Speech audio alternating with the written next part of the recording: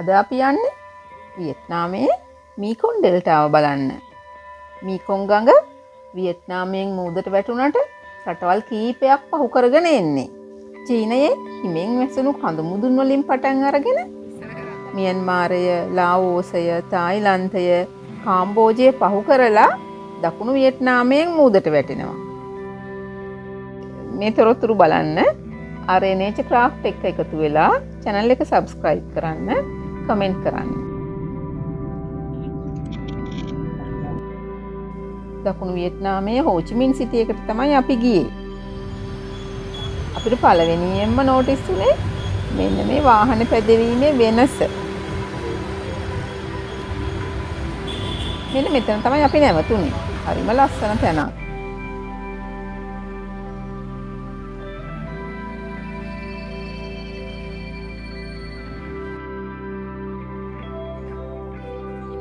බැලූ බැල්මටම චීනය, ජපානය තමයි මතක් වෙන්නේ. ඒගොල්ලන්ගේ සංස්කෘතික ලක්ෂණ තමයි ගොඩක් මෙතනින් අපිට පෙනුනේ.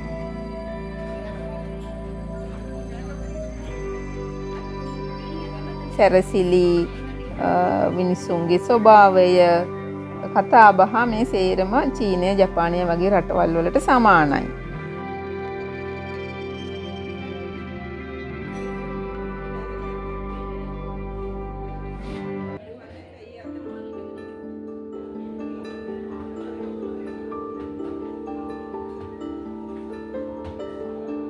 මීකොන් ගඟේ චාරිකාව පටන් ගත්තේ මෙන්න මෙතනින්.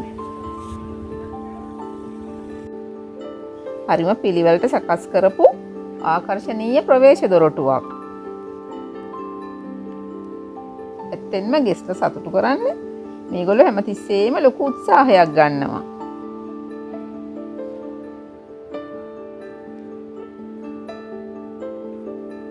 මෙතෙන්දී අපි හැමෝටම වියට්නාමයට මාවේනික මේ මුදුන් සහිත තොප්පි ලැබුණා.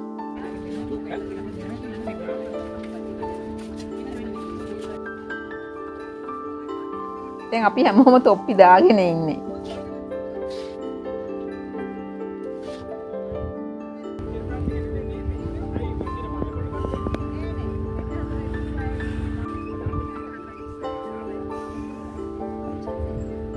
මේක ගඟක් කිව්වට අපේ රටේ ගංගා එක්ක කොහෙත්ම සංසන්දනය කරන්න බෑ. ඒ තරමටම විශාලයි මූද වගේ.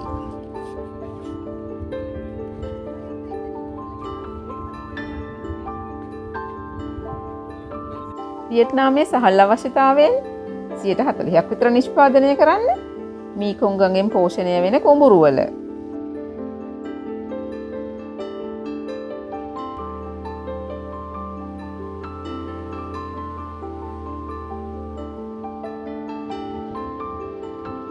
Okay, can you hear me? Yeah. So right now we are going on the Mekong River. Remember the name of the river, we call the name Mekong, and 12 longest river in the world. But Vietnam, the last country, before the river go into the sea. So right here on the left your side, can you see many fishing boats in the islands? ඇත්තටම මීකොන් ඩෙල්ටාව පෝෂක බහුල කෘෂිකාර්මික ප්‍රදේශයක්. රටවල් කීපයක් ඔස්සේ එන නිසා එකතු වෙන ඔක්කොම පෝෂක මීකොන් ඩෙල්ටාවේ එකතු වෙනවා. ඒක නිසා එතන හොඳ පෝෂක සහිත සරු බිමක්. Can you see so many houses? So there are floating fish house. You hear me? Floating fish house. House for housing, but in under house farming. One house is about 4,000 to 5,000 kilogram fish for one house.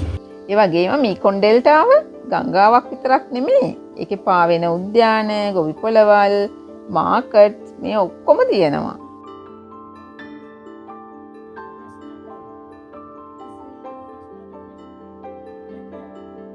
You can see right like the floating hotel, floating house. The people living here for the money and the people living here for farming. At the widest from the left side to the right side properly 1,000 meters. That's why you see many big ships from America, China. come to Vietnam by the waterway, and come left Vietnam by the waterway.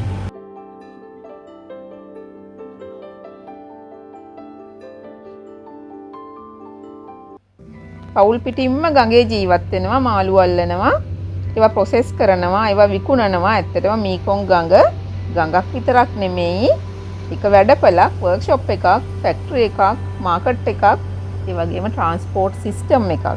ඒක නිසා මීකොන් ඩෙල්ටාව මේ රටට ඇත්තටම ලොකු සම්පතක්. ඒගොල්ලෝ ඒකෙන් උපරිම ප්‍රයෝජන ගන්න උත්සාහ කරලා තියෙනවා.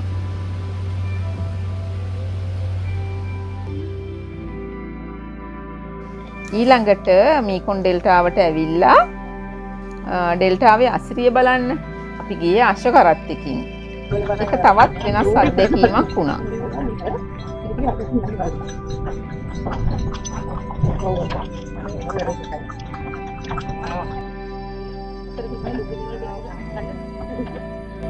අපේ පළවෙනි නැවතුම හනි ෆාම් එකක්. බී හනි මීමැසි ගොවිපලක් කිව්වොත් හරි, කුඩා මීමැසි ගොවිපලක්.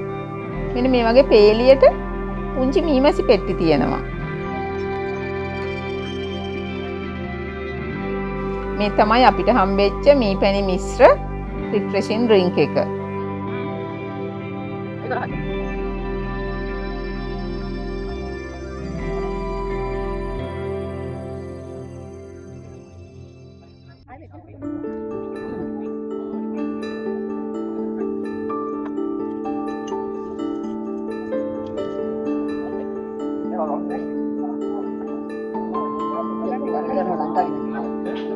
ඊළඟට අපි මෙන්න මේ වගේ ලී ඔරු වලින් පටු දිය පාරවල් දිගේ මේ ඩෙල්ටාවේ තවත් ඇතුළට ගියා.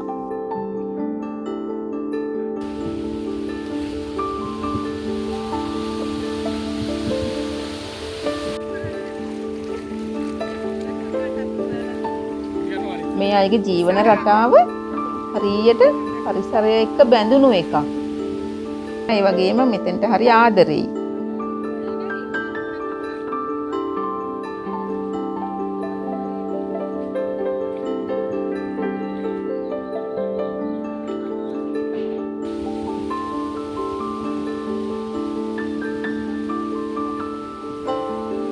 මේ දෙපැත්තේ තියෙන ගින් පොල්. ඔයගොල්ලන්ට සමහර විට මතකත් ඇති මේවා. අපේ රටේ ගංගා දෙපසක් තියෙනවා. ඒවයි පත්‍ර වලින් තමයි මේ තොප්පි හදලා තියෙන්නේ.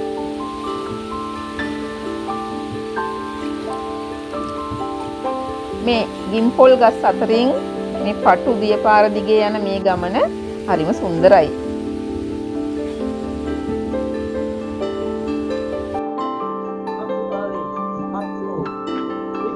මේ ගිම්පොල් ගැන විස්තර කරනවා.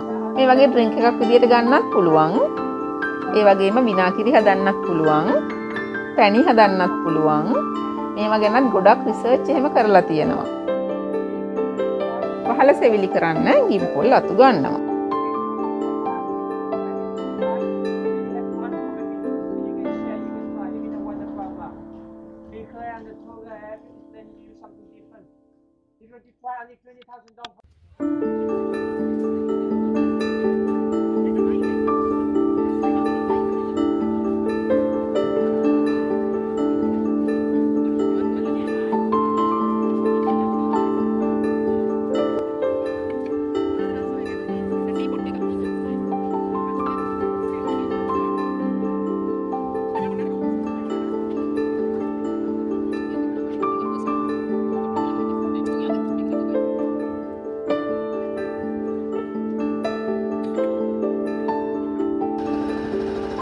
දැන් මේ අපි යන්නේ ලන්ච් එකට. තවත් පුංචි මෝටර් බෝට්ටුවකින්.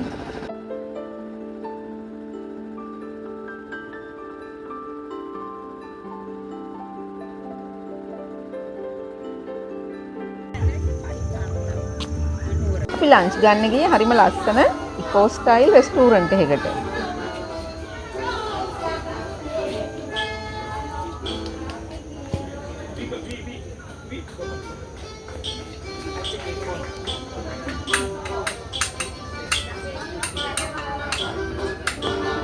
මේ රෙස්ට් එකේදී අපිට හොඳට සැලකුවා. ඇත්තෙන්ම මීකොන් ගඟ ආශ්‍රිත නිෂ්පාදන තමයි ඒගොල්ලෝ ආහාරයට එකතු කරලා තිබුණේ.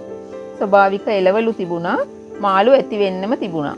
වෙනස් වෙනස් විදිවලට විවිධ මාළු වර්ග හදලා තිබුණා.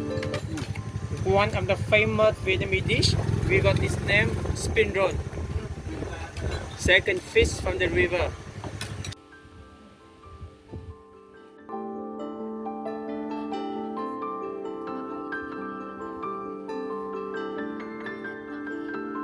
ලන්ච් එකෙන් පස්සේ දැන් අපි ආපහු එන්නයි හදන්නේ. ඒත් මෝටර් බෝට්ටුවක් තමයි ආපහු එන ගමනට සූදානම් කරලා තිබුණේ. මේ බලන්නකෝ. මේ වෙලාවට හොඳටම ගැලපෙන කුරුම්බ සංග්‍රහයක්. හැබැයි කපලා තියෙන විදිය නම් අපිට වඩා වෙනස් නේද? මම නෝටිස් කරපු වැදගත්ම දෙයක් තමයි මේගොල්ලෝ ටුවරිසම් ප්‍රොමෝට් වෙන විදියට හැම දෙයක්ම හැම තැනකම සැලසුම් සහගතව කරලා තිබුණා. ඉතින් ආයෙත් මේ වගේ වැඩසටහනකින් හමු වෙන තෙක් ආයුබෝවන්.